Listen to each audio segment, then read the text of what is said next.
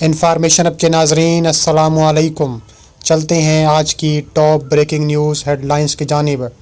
بھارت کی سب سے بڑی ڈرون مشق کا اعلان۔ بھارت نے اپنی تاریخ کی سب سے بڑی ڈرون اور اینٹی ڈرون مشق کولڈ سٹارٹ اکتوبر 2025 میں کرنے کا اعلان کر دیا ہے۔ تفصیلات کے مطابق ان مشقوں میں بڑے پیمانے پر UAVs، کاؤنٹر ڈرون سسٹمز، جدید فضائی دفاعی ٹیکنالوجی کا مظاہرہ کیا جائے گا۔ مقصد بھارت کی دفاعی تیاری کو بہتر بنانا اور ڈرون وارفیئر میں برتری حاصل کرنا ضروری ہے۔ پاکستانی نیوکلیئر چھتری اور مشرق وسطیٰ کی سلامتی کے مطابق رائٹرز نے رپورٹ کیا ہے کہ پاکستان اور سعودی عرب کے اس دفاعی معاہدے نے مشرق وسطیٰ کی سیکیورٹی میں ایک نیا عنصر شامل کر دیا ہے۔ سعودی عرب کے لیے یہ معاہدہ ایک نیوکلیئر چھتری کی حیثیت رکھتا ہے کیونکہ پاکستان کے پاس ایٹمی صلاحیت موجود ہے۔ اس وجہ سے یہ خطے میں ایران، اسرائیل اور دیگر طاقتوں کے لیے اسٹریٹجک تبدیلی ہے۔ تجزیہ کاروں کا کہنا ہے کہ اس سے خطے میں طاقت کا توازن بدل سکتا ہے۔ مزید فائنینشل ٹائمز کی رپورٹ میں کہا گیا ہے کہ سعودی عرب اور پاکستان نے ایک ایسے دفاعی معاہدے پر دستخط کیے جسے مسلم نیٹو کہا جا رہا ہے۔ یہ معاہدہ صرف عسکری مدد نہیں بلکہ ٹیکنالوجی، انٹیلیجنس شیئرنگ، مشترکہ دفاعی پیداوار پر بھی مبنی ہوگا۔ سعودی عرب کو خطے میں ایران کے بڑھتے اثر و رسوخ سے تحفظ درکار ہے، جبکہ پاکستان اپنی دفاعی انڈسٹری کو مضبوط بنانا چاہتا ہے۔ قطر اور UAE کو بھی پاکستان شامل کر سکتا ہے، بڑی خبر سامنے آ گئی۔ رپورٹس کے مطابق سعودی عرب پاکستان معاہدے میں دیگر خلیجی ممالک کو بھی شامل کرنے پر غور کیا جا رہا ہے۔ خاص طور پر قطر اور متحدہ عرب امارات کو مستقبل میں اس دفاعی اتحاد کا حصہ بنایا جا سکتا ہے تاکہ خطے میں ایک بڑے مسلم ڈیفنس بلاک کی تشکیل ہو۔ یہ اقدام مغربی طاقتوں اور اسرائیل کے لیے ایک نئی اسٹریٹجک چیلنج پیدا کر سکتا ہے۔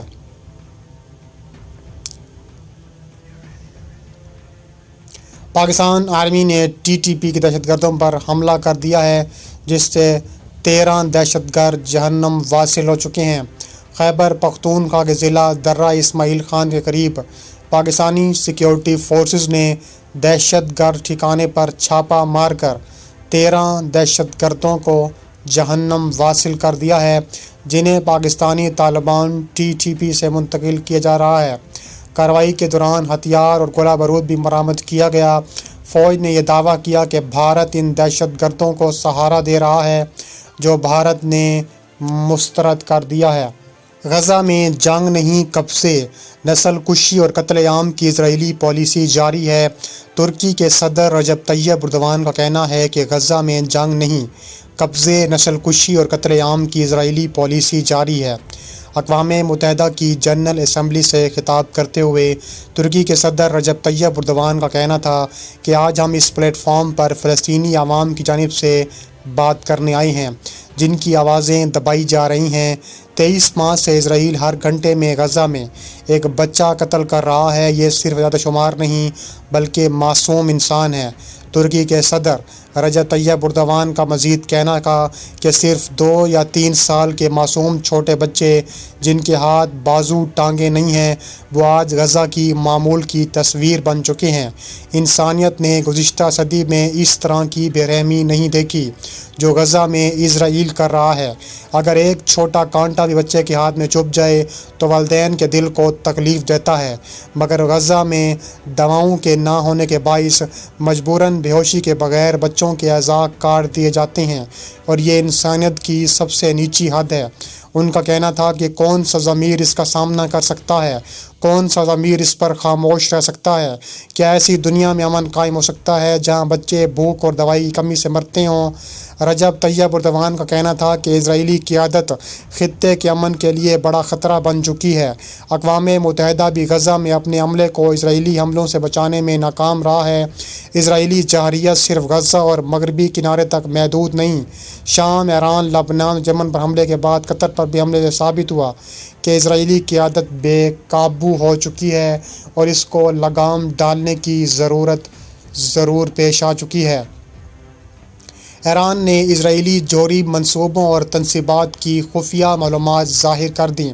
ایران کے سرکاری ٹیلی ویژن نے ایک پروگرام میں انکشاف کیا کہ وزارت انٹیلی جنس نے اسرائیل کے حساس اور اسٹریٹجک جوہری منصوبوں اور سائنسدانوں سے متعلق خفیہ معلومات اور دستاویزات حاصل کر لی ہیں۔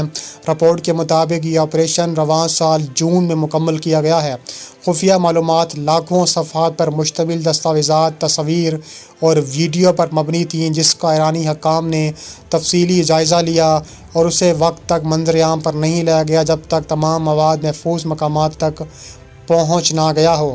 ایرانی وزیر انٹیلی جنس اسماعیل خطیب نے سرکاری ٹیلی ویژن پر بات کرتے ہوئے کہا ہے کہ یہ کامیاب کارروائی ہماری انٹیلی جنس اور آپریشنل صلاحیتوں کے امتزاج کا نتیجہ ہے۔ انہوں نے بتایا گیا کہ ایران لائی گئی ان قیمتی دستاویزات میں صہیونی ریاست کے سابقہ اور جاری ہتھیاروں کے منصوبے، پرانے ایٹمی ہتھیاروں کی اپ گریڈیشن، ری پروسیسنگ کے منصوبے، امریکہ اور یورپی ممالک کے ساتھ مشترکہ پروگرام، ایٹمی ہتھیاروں کے ڈھانچے، ذمہ سے متعلق مکمل تفصیلات شامل ہیں۔ اسماعیل خطیب نے مزید کہا کہ ان دستاویزات میں ان محققین، سائنسدانوں اور سینئر میجرز کی فہرست بھی شامل کی گئی ہے۔ وزارت انٹیلی جنس نے اسرائیلی جوہری تنصیبات اور ماہرین کی ویڈیوز بھی نشر کیں۔ ساتھ ہی انٹرنیشنل اٹامک انرجی ایجنسی کے ڈائریکٹر جنرل رافیل گروسی کی فوٹیجز بھی دکھائی گئی ہیں۔